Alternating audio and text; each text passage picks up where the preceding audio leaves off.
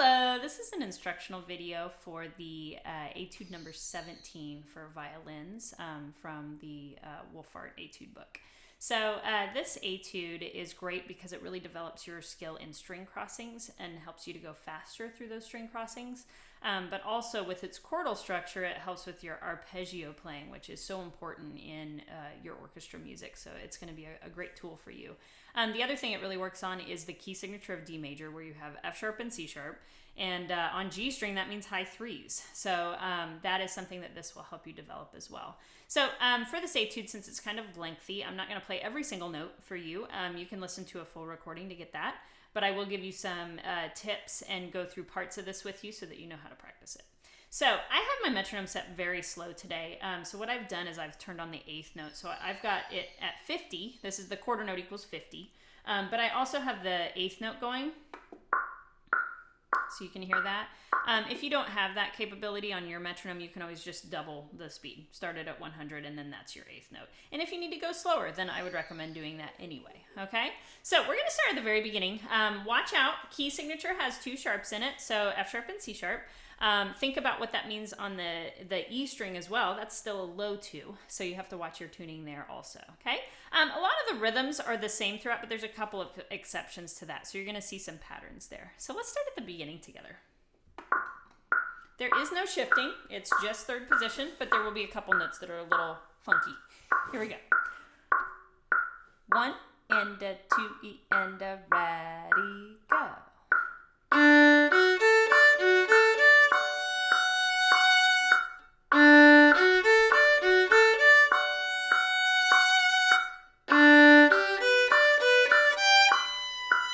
Careful of tuning. Good, I just want to pause there and talk you through a couple of things. E string tuning, really important that you have that fourth finger high enough, especially after the low two. So really be careful about that. If you can get vibrato on those half notes, do it. Please do it. Even on the eighth note, it's doable at this tempo to get some vibrato. So if you can, please do. All right. That may be a little fast for you, and if it is, slow it down, go slower than that. Not a big deal as you're starting off on this. But the little by little you go up, that's going to help you a lot with this, okay? Let's try that much again just so you get the opening concept here, and then we'll skip to another section.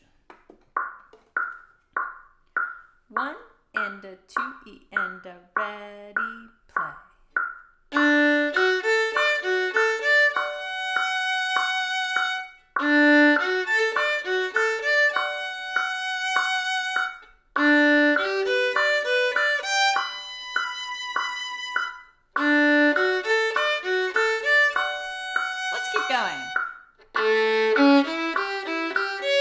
Notice that high three we played.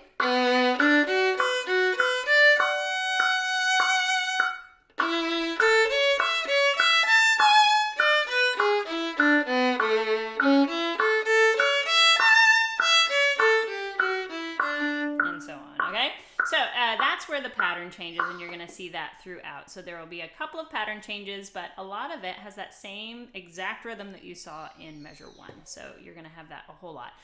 Do watch out for accidentals. On that second line, we had a G sharp, high 2, and then we had a G sharp on the D string, high 3. So you have lots of different things to work those finger patterns throughout, okay? Let's skip forward a little bit. I'd like to go to line 1, 2, 3, 4, 5.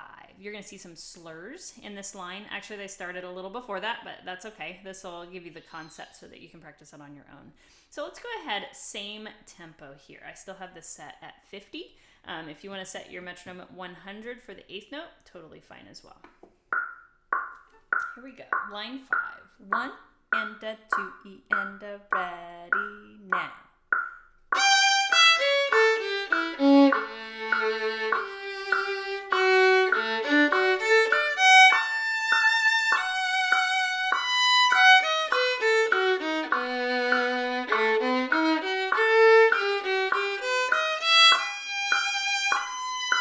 Okay, so I did something wrong I want to warn you about.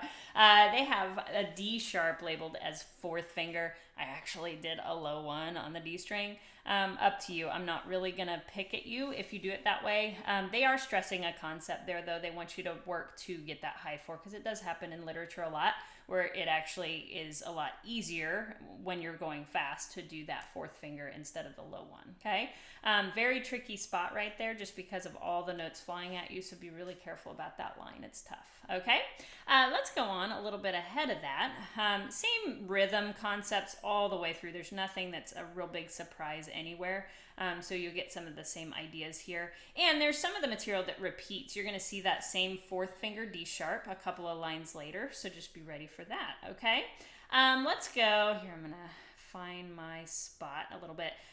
From the bottom of the page, last line, but I'd like to go 3 lines ahead of that. So third to last line is where I'm going to start with you this time, okay? Continue to watch your tuning on the E string. Again, you're going to hear some things that come back. So some of the same arpeggios you get extra repetition on, which is a great thing. All right, here we go. Last 3 lines, and we'll go ahead and go straight through these. 1 and 2 and ready, play.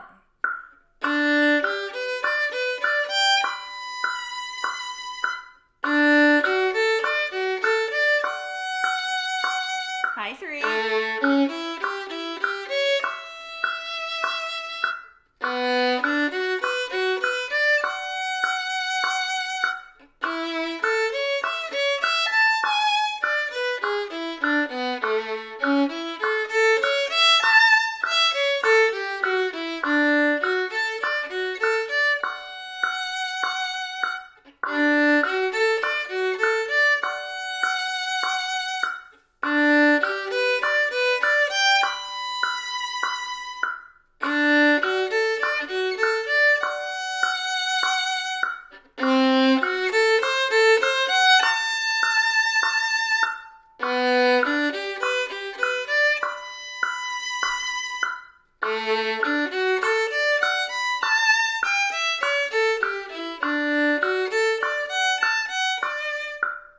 That's it. It ends very abruptly. Okay. So, like I said, this looks really long and kind of scary, but a lot of the material repeats itself. So I think once you get started, you'll hear that and you'll go, oh, I've done this before. Your hand will remember it. Just gives you extra repetition on those concepts so that you're really good at it. So a lot of practice on arpeggios, but it's a little bit more fun than just playing arpeggios. So enjoy that. I know it's still an etude, so it is a lot of work. But try to work on your vibrato on all of those half notes and just really focus on those finger patterns and getting all of that in tune. It's totally fine if your first submission is not super fast. Even if it's slower than this 50 that we just went, take your time with it. And if you don't get to the optimal tempo, it's okay. It's not the end of the world. So just take it easy on these and do a little bit at a time, and that's going to help you learn it. Thanks very much. Bye.